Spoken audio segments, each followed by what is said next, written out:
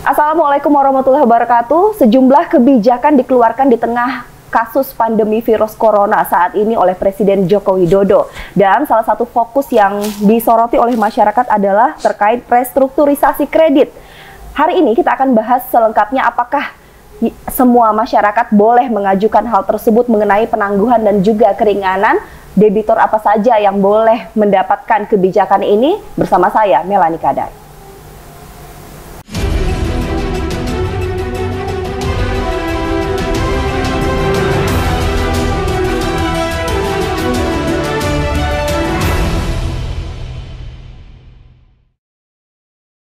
Dan pemirsa, 3 orang narasumber telah hadir di Studio 2 JEK TV pada hari ini. Saya perkenalkan dari yang jauh dulu, Bang Hasbi Ansori selaku anggota DPR RI Dapil Provinsi Jambi. Senang banget udah bisa datang karena kita akan bahas mengenai masyarakat bertanya-tanya loh. Sampai saat ini benar nggak sih ini? Lalu ada juga dari Bank Mandiri Pak Suroso selaku Area Head Bank Mandiri Jambi.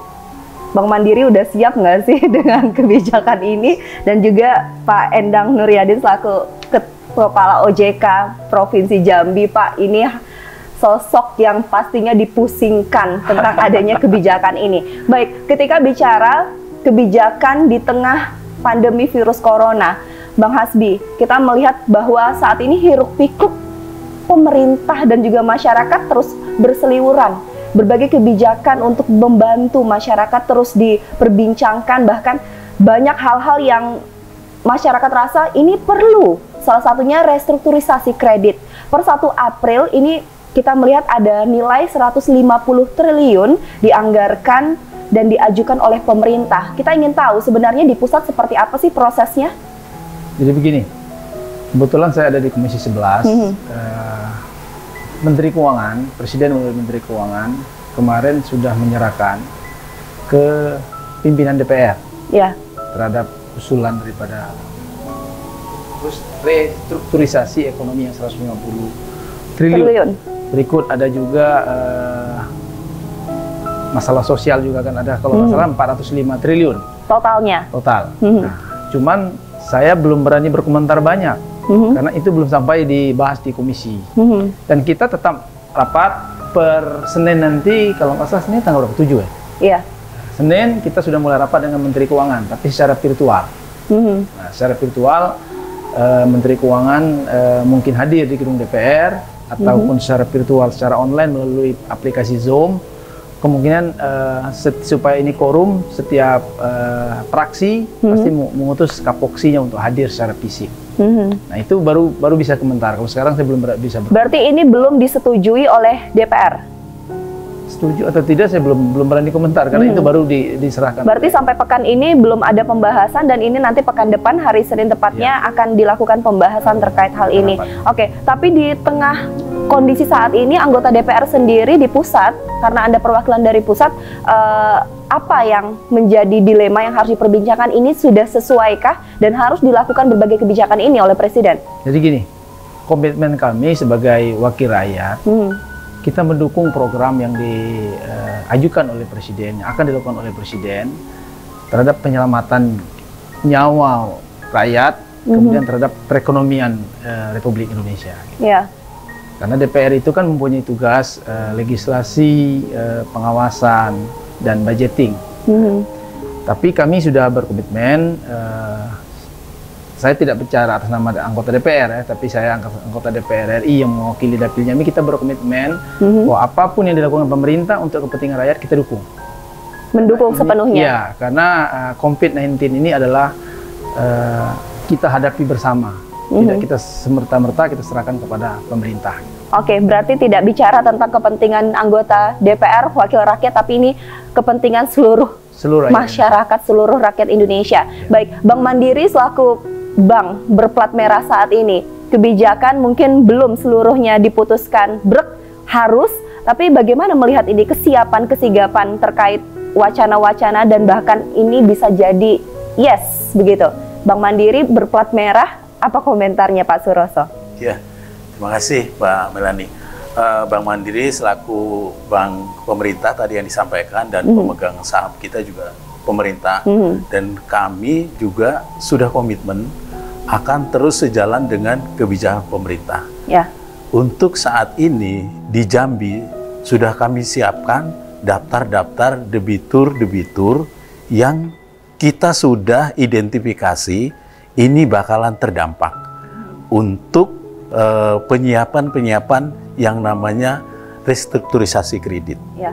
Dari bahan-bahan yang sudah kita dapatkan, kita itu kurang lebih ada 26.000 debitur di Provinsi Jambi ini yang kita prediksikan itu berdampak dari sisi usaha-usaha yang sudah dikategorikan sebagai usaha yang akan terdampak. 26.000 debitur yang mungkin bisa saja terdampak, ini berarti masih hitung-hitungan, tapi kalau boleh tahu totalnya berapa debitur di Mandiri, Pak? Total kalau di kita itu sekitar kurang lebih di Provinsi Jambi, maksudnya itu kalau debitur UMKM-nya di sekitar 13 ribuan. Wow. Jadi sekitar itu, dan dari total itu kita sudah lihat data-datanya itu kurang lebih ada sekitar 1,756 triliun yang akan kita lakukan restrukturisasi. 1,7 triliun di Provinsi Jambi aja. Provinsi Jambi saja di itu. Provinsi Jambi itu yang nanti akan kita sampaikan. Tentunya ini juga harus sesuai dengan PO-nya OJK dan tentunya sesuai dengan proses-proses yang ada di Bank Mandiri yang mengacu kepada ketentuan bahwa nasabah memang terdampak. Terdampak itu baik usaha maupun tempat tinggal dan tempat usaha. Tentunya terdampak itu harus ada suatu pernyataan. Baik itu kalau itu di provinsi, itu yang menyatakan ada ketua gugusnya. Kalau itu di kabupaten, itu yang menyatakan terdampak itu adalah bupati atau wali kota. Nah, itu dia masuk kategori itu. Yang kedua, terdampak itu dari sisi usaha. Usahanya, omsetnya menurun, terus bahan baku produksi susah didapat karena yang memproduksi bahan baku tidak ada, dan itu yang dikategorikan terdampak.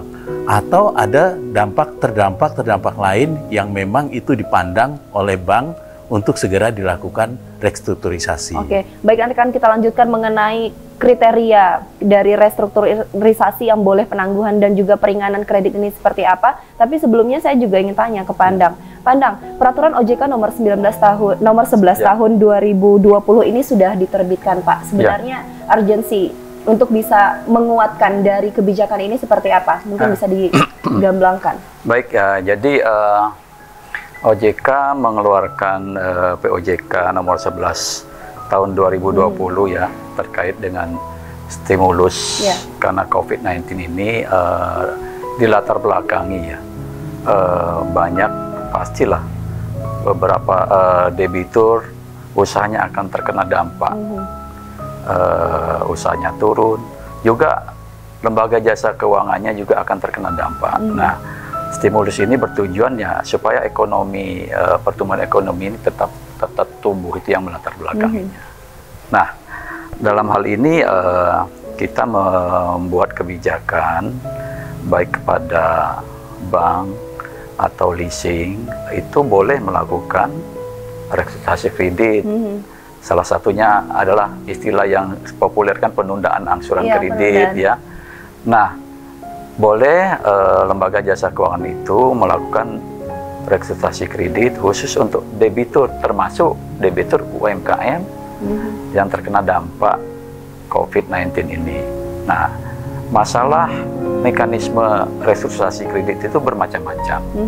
Nah, salah satunya ada yang namanya pengurangan bunga, pengurangan memperpanjang jangka waktu, kemudian mengurangi pokok pinjaman dan lain sebagainya. Nah, itu memang diatur di POJK, Peraturan Otoritas Jasa Keuangan. Masalah teknis restrukturisasi kreditnya itu diserahkan kepada bank atau lembaga keuangan leasing berarti masing-masing. Keputusannya dibalikin lagi ke bank. Betul. Dan juga leasing. Karena OJK membuat kebijakan besarnya saja. Jadi kepada debitur dalam hal ini kita harapkan supaya dia menyampaikan, melapor kepada bank atau leasing bahwa usahanya terkena dampak. Terkena dampak COVID-19 ini. Jadi mereka lembaga jasa keuangan ini, bank atau leasing, diberikan skema restrukturisasi kredit maksimal 1 tahun. Itu maksimal ya. Nah, masalah teknis berapa dia akan dilakukan penundaan, apakah 3 bulan, 6 bulan, 9 bulan, itu tergantung kondisi internal dari bank atau leasing masing-masing. Berarti tidak sama rata. Betul, nanti penetapannya. Ya. Oke, nanti akan kita lanjutkan juga Pak Endang, karena kita ingin tahu juga sebenarnya yang ingin dibahas dan ditanyakan masyarakat, netizen, media sosial JEK TV adalah sebenarnya semua masyarakat tuh boleh nggak sih untuk mengajukan restrukturisasi kredit? Boleh nggak sih semuanya? Nanti akan kita jawab setelah jeda pariwara berikut ini.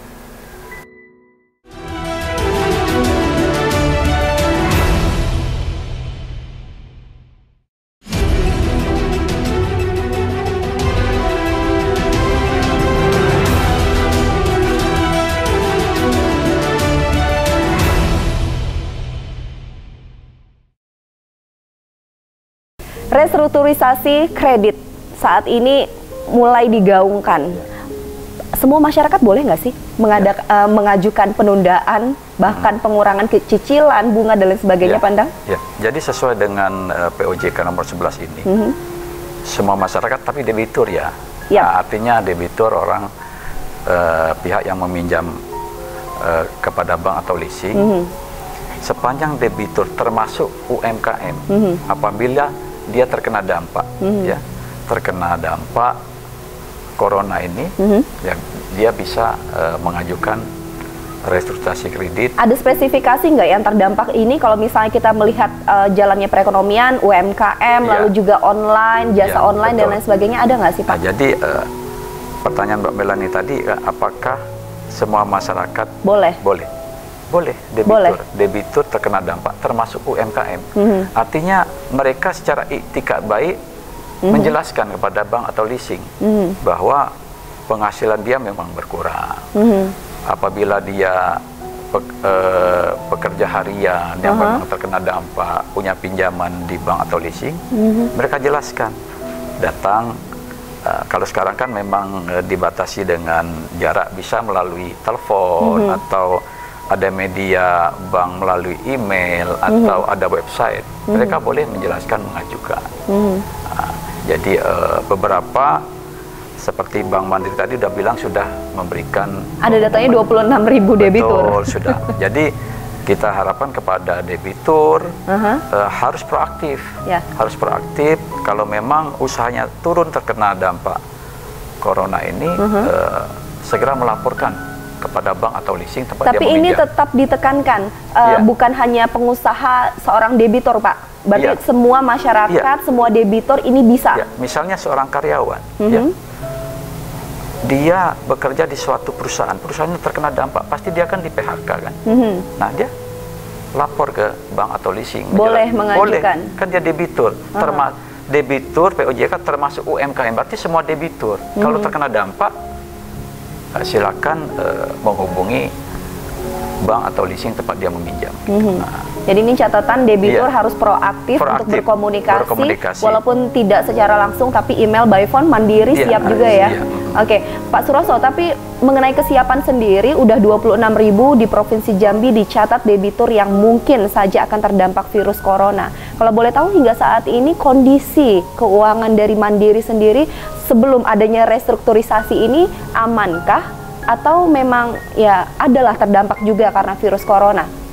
Ya, Mbak Melani, makasih. Kalau dari sisi keuangan, sehatnya, ya Bank Mandiri kan sudah selalu sampaikan di publik, karena ini perusahaan publik yang baik, selalu menyampaikan laporan, baik itu Desember maupun di triwulan itu kita selalu menyatakan bahwa ini sehat, dan ini berdampak, tapi untuk jangka sampai dengan mempengaruhi keuangan Bank Mandiri mungkin belum, ya Mbak. Belum. Belum. Hingga saat ini belum. Hingga saat ini belum.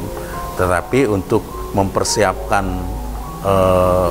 penanganan ini, Bank Mandiri udah paling terdepan untuk bisa menangani ini. Bahkan sebenarnya kita itu lebih duluan jemput bola untuk bisa nasabah itu. Sekarang infonya itu bukan lagi menunggu nasabah datang. Sekarang Bank Mandiri itu lebih duluan menghubungi si nasabah. Bapak, Ibu terdampak nggak usahanya? Kalau terdampak, silakan datang. Tadi yang disampaikan Pak Anda, silakan datang untuk menceritakan hal-hal apa yang harus kami lakukan. Apakah menunda pembayaran 3 bulan, 6 bulan, atau 9 bulan, atau 1 tahun. Karena debitur yang akan nanti tahu, saya cukup di 6 bulan aja, setelah itu usaha saya sehat lagi kok gitu. Jadi nggak serta-merta bank itu kamu harus restru setahun.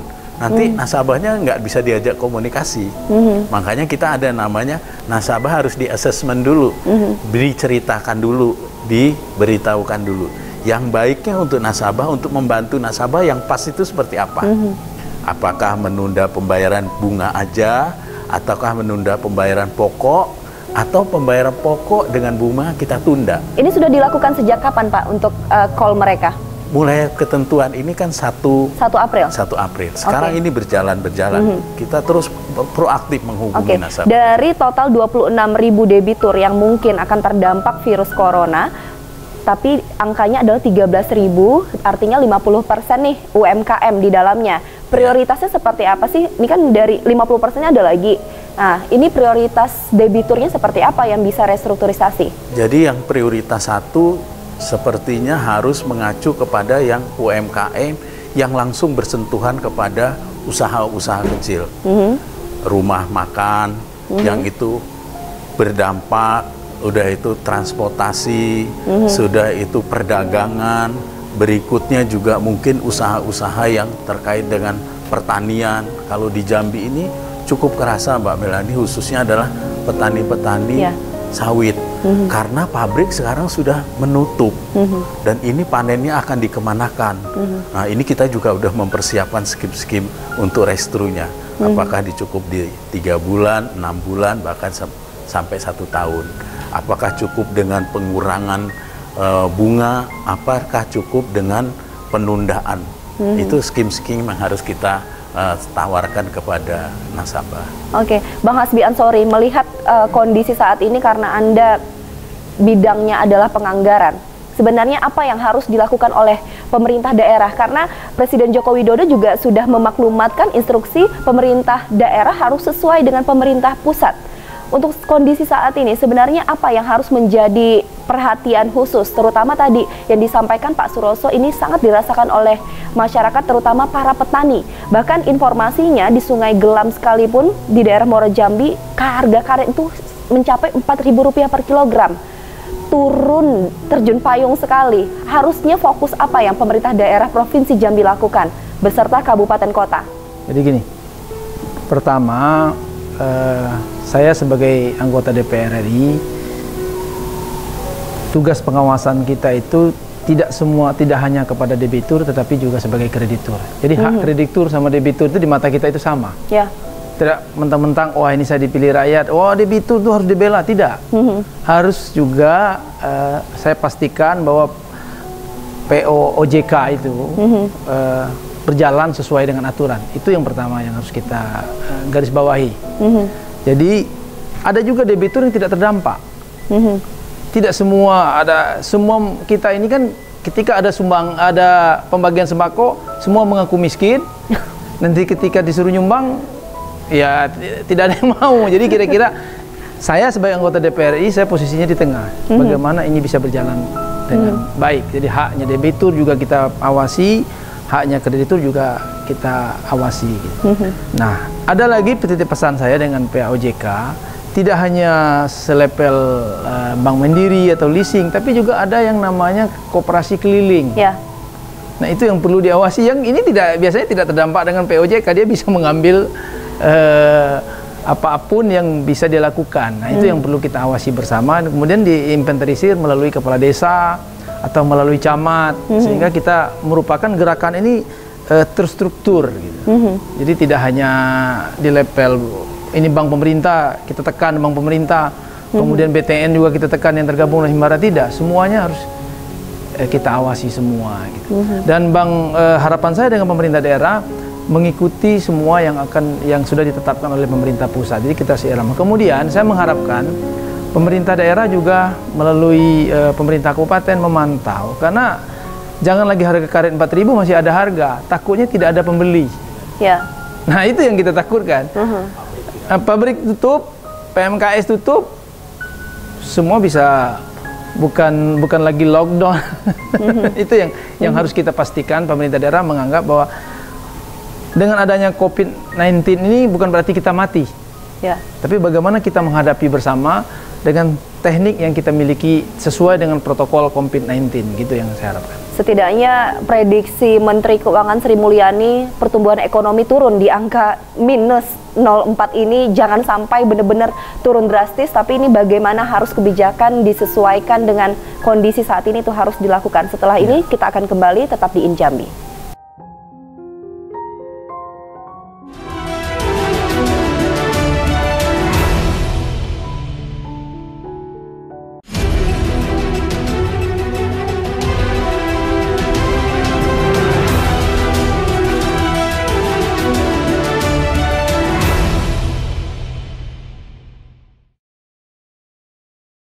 Injambi kembali bersama Anda. Seperti yang Bang Hasbi Ansori katakan, sebenarnya bukan hanya bank saja Pak, bank dan leasing Pak Endang, tapi kita harus juga fokus pada koperasi-koperasi yang bersentuhan langsung, kebanyakan ini kepada pedagang dan juga ya jualan sayur dan sebagainya, kecil-kecil ini loh yang paling rentan terhadap itu. OJK sendiri melihatnya seperti apa Pak?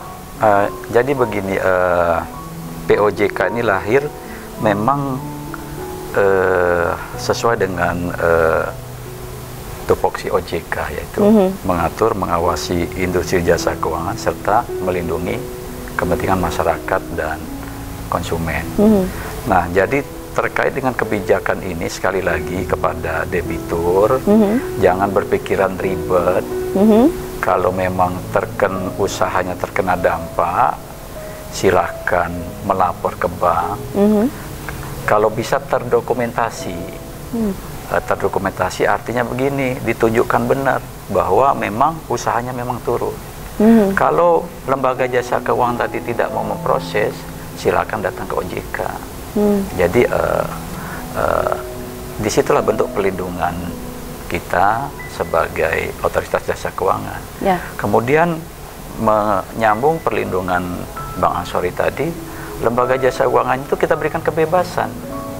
Skema apa yang dia atur untuk melakukan restruktur kredit nasabahnya kita serahkan ke masing-masing lembaga jasa keuangan. Nah, disitulah perimbangan yang kita lakukan. Jadi sekali lagi pada masyarakat, jangan merasa ribet.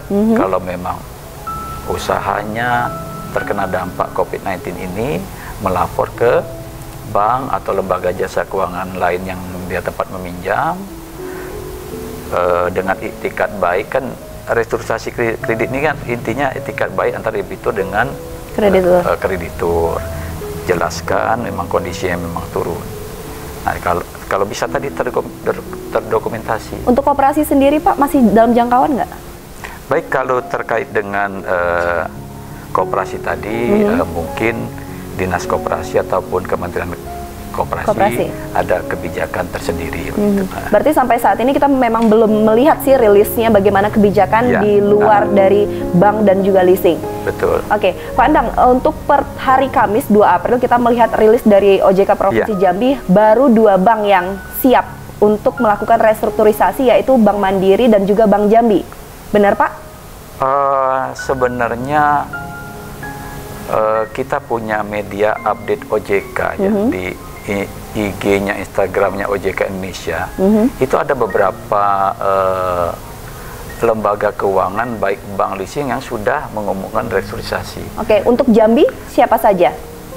Ya, diantaranya ya cabang-cabang seperti BTN yang kantor pusatnya di Jakarta, secara otomatis mereka sudah ikut mengumumkan program restrukturisasi kredit terkait dengan nasabah yang terkena COVID-19 ini. Berarti ini dipastikan seluruh bank dan juga leasing ini mengikuti peraturan ini? Betul. Nanti update saja di IG-nya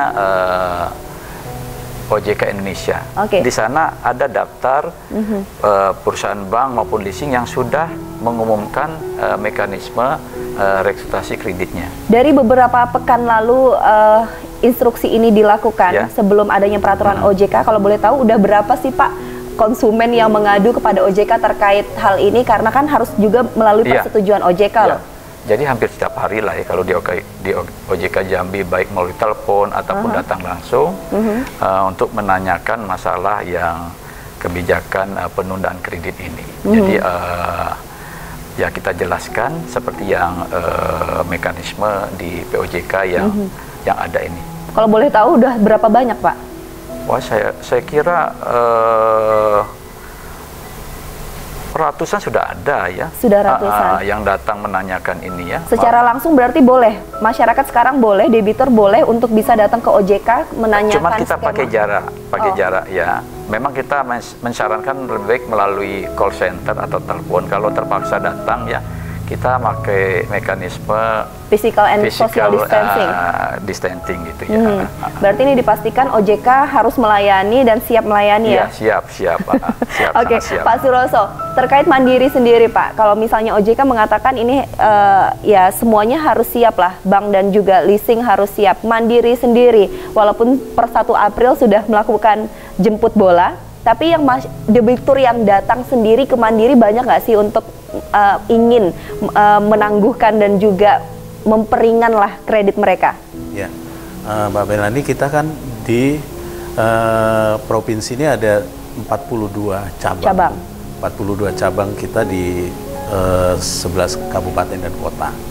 Kita per hari kemarin kita sudah masuk aplikasi permohonan restru semenjak itu diumumkan tanggal 1, kita apa yang tadi disampaikan, kita jemput bola, kita sudah masuk sekitar 420 aplikasi debitur itu? Debitur restru, yang memang sudah ditunggu-tunggu, begitu sudah keluar POJK-nya sudah resmi dan Mempro kita untuk melaksanakan ini sudah, kita sudah sampai setiap hari Mbak, kita sehari itu 3 kali kita laporan. Karena ini terus terkait dikejar waktu untuk secepat mungkin dan segera mungkin untuk melakukan pertolongan bantuan kepada nasabah. Targetnya sampai kapan sih Pak ini rampung pertolongan yang akan dilakukan, kan karena kita melihat bahwa periodenya sampai 1 tahun nih maksimal untuk peringanan. Target untuk menyelesaikan permohonan ini approvalnya seperti apa? Kalau kita ini terus berjalan terus Mbak, mungkin ada debitur yang merasa saat ini saya belum melakukan, saya belum butuh gitu kan, saya masih ingin melaksanakan kredit kewajiban ini gitu, mungkin saya belum begitu terdampak, jadi memang belum terdampak sehingga dia belum keinginan untuk itu. Oleh karena kita nggak ada jeda waktu sampai dengan kapan melaksanakan restru ini. Oh, tidak ada batasan berarti? Sebisa mungkin ya kita akan teruskan aja sampai keputusan dari kantor pusat kita. Memang restrunya sudah bisa ini dan kondisi Jambi memang sudah bisa kembali pulih. Aman seperti itu? Aman gitu kan, ekonomi udah bisa berjalan lagi gitu. Jadi kalau ditanya kapan target waktunya, kita belum sampai waktunya kapan ini, kita belum ini. Tapi bayang-bayangnya Pak, ini angka 400 bisa sampai berapa sih? Karena tadi ada angka 26.000, jangan-jangan bisa semuanya atau ya hanya sekian lah prediksinya? Harapan kita sih Mbak Melani ya, harapan kita semua debitur yang terdampak ini segera datang,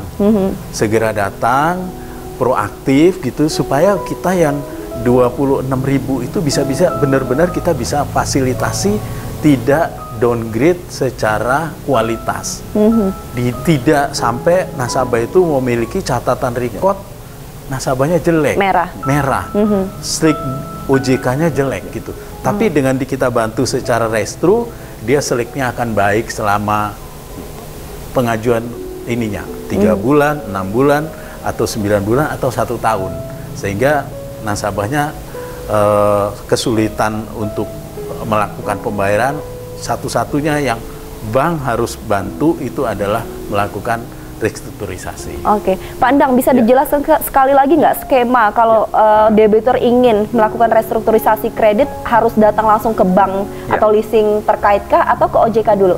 Oh, ke bank atau leasing. Ke bank atau leasing. Kalau memang tadi yang saya bilang, kalau bisa terdokumentasi. Misalnya debitur tersebut sudah melapor ke bank atau leasing, sudah menunjukkan iktikad baik bahwa usahanya memang turun akibat COVID-19 ini, tapi tidak diproses oleh bank atau leasing, silakan melapor ke OJK. Nanti akan kami mediasikan ke lembaga keuangan tersebut. Nah, saya menyambung Pak Suroso tadi. Nah, ini yang membedakan restrukturisasi di stimulus ini, tadi sudah betul dibilang Pak Suroso, kalau mereka tidak melapor, kan otomatis dia jadi menunggak. Nah, informasi si debitur itu diselik sistem layanan informasi keuangan yang ada di OJK menjadi macet. Nah, kalau dia melapor, dilakukan restrukturisasi, dia akan posisinya tetap lancar. Jadi nama baiknya tetap baik, Itu yang membedakan restrukturisasi kredit karena stimulus COVID-19 dengan restrukturisasi kredit biasa. Sebenarnya restrukturisasi kredit ini hal yang biasa dilakukan oleh bank atau leasing. Cuman aturannya kalau debitur tersebut melakukan restrukturisasi kredit, dia tidak dikategorikan lancar. Di laporan seliknya. Nah, ini yang membedakan POJK stimulus COVID-19 ini. Jadi ini membantu masyarakat agar bisa tercatat baiklah ketika menjadi debitur. Dan juga buat krediturnya juga tenang, dia tidak perlu harus membentuk cadangan. Itu kata Bang Ansori tadi, membela kreditur dan debitur. Oke, Bang Ansori, kalau bicara tentang pemerintah pusat, karena domain Anda di pusat sebagai wakil rakyat di Komisi 11, Bang. Sebenarnya melihat kondisi pandemi virus corona saat ini, yang dilakukan oleh pemerintah untuk bisa memperbaiki secara cepat ekonomi masyarakat, yang harus juga dilakukan oleh bersama kita semua, berbagai pihak, apa sih sebenarnya solusi yang ditawarkan wakil rakyat, Bang? Jadi gini, yang mengeksekusi itu adalah pemerintah, bukan wakil rakyat. Nah, kita anggaran yang yang akan dilakukan oleh pemerintah, DPR menyetujui atau menolak. Gitu. Jadi yang dilakukan oleh Presiden Jokowi 405 triliun itu akan kita bahas, yang untuk kepentingan rakyat pasti akan kita setujui. Ya, atas kepentingan rakyat. Gitu. Nah, ini pendapat saya sebagai anggota DPR RI, daerah pemilihan Jambi, bukan secara keseluruhan Komisi 11, nanti bias jadinya, itu kira-kira. Nah, kalau saya lihat langkah yang dilakukan oleh pemerintah cukup baik. Jadi dari sisi kemanusiaannya disiapkan anggaran, dari segi recovery, restrukturisasi ekonomi juga disiapkan anggaran. Karena tanpa suntikan modal untuk recovery ekonomi tentu akan lambat, perekonomiannya tidak akan lambat. Jadi dua ini sudah dilakukan oleh pemerintah. Tinggal lagi kita berharap COVID-19 ini segera reda dan masyarakat bisa beraktivitas kembali supaya ekonomi kita bisa jadi recovery kembali. Tapi dorongan Anda sebagai wakil rakyat Dapil Jambi, Bang, ketika kita melihat sebenarnya kasus saat ini, kondisi saat ini sangat sulit sekali, ketika tadi dikatakan oleh Pak Suroso dan juga Pak Endang, ya semuanya harus jemput bola. Dengan kondisi saat ini, banyak sekali pabrik-pabrik yang tutup dan stop untuk menerima bahan baku dari masyarakat, dari petani. Nah, ini kondisinya karena kita kegiatan ekspor tidak bisa. Negara lain tidak bisa menerima karena lockdown dan lain sebagainya. Apa yang kita harus lakukan? Jadi begini, yang pertama, dengan COVID-19 ini bukan berarti kita mati. Itu yang perlu kita pahami bersama. Kita jangan panik, wah, ketika ada virus COVID-19 ini kita di rumah tidak bekerja, tidak. Jadi kita tetap beraktivitas, tetap berkreasi supaya ini ekonomi bisa jalan. Semua kita DPR juga rapat, tidak berarti kita tidak rapat, kita rapat virtual. Kapoksi hadir secara fisik tapi dengan jarak yang jauh, yang lain secara virtual. Bisa dilakukan. Termasuk juga pabrik bisa juga dilakukan, tapi dengan mengikuti protokol COVID-19. Berarti kita pabrik tutup kan, kalau misalkan masih sesuai dengan protokol kan masih bisa bekerja kan? Itu yang kita harapkan. Berarti kita jangan ketika kita bicara lockdown semua mati, tidak, tetap kita jalan tapi sesuai dengan protokol COVID-19 gitu. Tapi ini harus dipikirkan oleh pemerintah daerah jadinya ya, apakah pabrik yang tutup ini, pabrik yang tutup haruskah tutup atau masih bisa saja diolah tapi masih bisa sesuai dengan protokol COVID-19 gitu.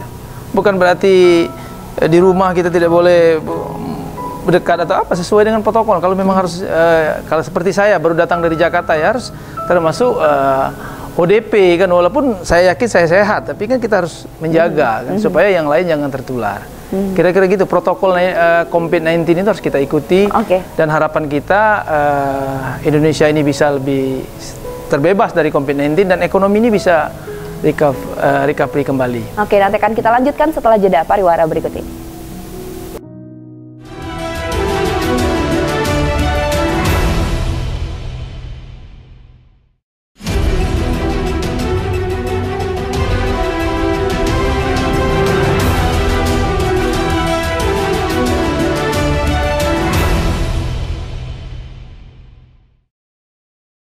Terima kasih Anda masih bersama kami. Pak Endang, ketika bicara restrukturisasi kredit Pak, beberapa perusahaan di Jambi memberlakukan karyawannya tidak setiap hari masuk. Apalagi yang berkaitan dengan pariwisata, perhotelan, dan lain sebagainya. Ini sangat rentan dan saat ini sangat terdampak karena COVID-19. Nah, kondisinya apakah para karyawan yang saat ini tengah dirumahkan boleh melapor untuk bisa mendapat restrukturisasi kredit? Ya, boleh. Boleh. Kan kalau sepanjang dia debitur ya. Kalau dia nggak punya pinjaman jangan melapor ya. Debitur, dia kan berarti kan debitur. Dia ceritakan ke bank, saya cuman separuh dibayar gaji, dirumahkan. Berarti untuk makan aja mungkin kurang, apalagi mengangsur. Nah, itu berunding sama bank atau leasingnya. Dengan iktikat baik tadi kan, menyampaikan permasalahannya, berarti kan dia terkena dampak. Dia sebagai debitur. Berarti setiap debitur ini boleh saja melaporkan untuk bisa mendapat penangguhan dan peringanan kredit. Restrukturisasi kredit tadi, tapi nanti teknis restrukturisasi kreditnya tergantung bank atau leasing masing-masing. Berarti OJK fungsinya adalah sebagai mediator agar ini bisa berjalan, menyelamatkan seluruh pihak. Betul ya. Oke, ada yang ingin disampaikan nggak Pak? Karena kita dalam kondisi saat ini, jadi pemerintah dan juga masyarakat bersama-sama lah kita memerangi virus corona, tapi juga kita hidupkan ekonomi kita dengan sendirinya. Benar. Jadi inilah bukti bahwa pemerintah, ya dalam hal ini OJK hadir. Jadi untuk bagaimana berperan untuk mengatasi COVID-19 ini. Jadi kami menghimbau kepada debitur, jangan ragu. Kalau memang usahanya terkena dampak COVID-19, dengan iktikat baik, hubungin proaktif ke bank atau leasing atau tempat lain yang di bawah OJK dia melakukan pinjaman. Juga kepada lembaga jasa keuangan, baik bank, leasing juga proaktif. Tadi seperti Bank Mandiri kan, dia proaktif menghubungin. Jadi supaya nanti semua bisa berjalan dengan lancar, baik dari sisi debitur maupun dari debiturnya. Kalau ragu untuk mendatangi karena kontak fisik langsung kan bisa ditelepon dulu atau di email atau ada media website dari lembaga jasa keuangan terlebih dahulu.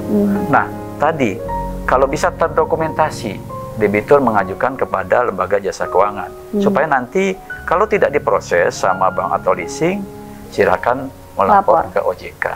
Kita akan panggil kenapa nih tidak diproses. Baik, terima kasih Pak Suroso. Harapannya kepada para debitur Bank Mandiri sendiri saat ini seperti apa agar tidak ada gejolak walaupun permohonan disampaikan dan juga keringanannya tidak sesuai dengan yang bisa diberikan, tapi ini harus diakomodir secara bersama. Apa yang ingin disampaikan Pak? Ya, Mbak Melani, makasih. Ini memang saatnya ya, bank itu berada di tengah-tengah debitur. Bank itu harus membuktikan saat ini, pada saat nasabah itu susah, kita itu hadir. Jadi bukan saat pada nasabah itu nggak bayar kita kejar-kejar. Pada saat nasabah susah itu bank ini hadir. Kalau bisa makanya kita ada semboyan kita jemput bola, kejar supaya nasabah itu dapat info. Yang kedua juga seperti ini Mbak Melani, kita dengan adanya era yang sekarang ini, restrukturisasi yang kita jalankan itu bisa ada sarana-sarana yang sifatnya tidak mesti harus datang nasabahnya. Dia cukup menjawab ke kita melalui telepon yang memang sudah terdaftar di dalam daftar nasabah kita. Bapak, Ibu, dengan kondisi seperti ini, seperti apa usahanya?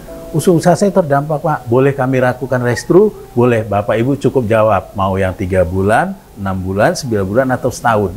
Nanti jawabnya, oh ya saya minta setahun, restrunya minta yang apa? Itu dijawab seperti itu Pak. Itu nanti kita rekam, kita cetak, dan nasabah oke setuju, kita lakukan restru.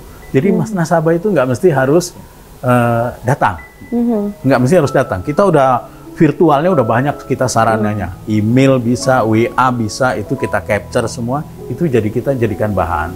Nah harapan kita dari pihak bank, tolong datangi, hubungi kami.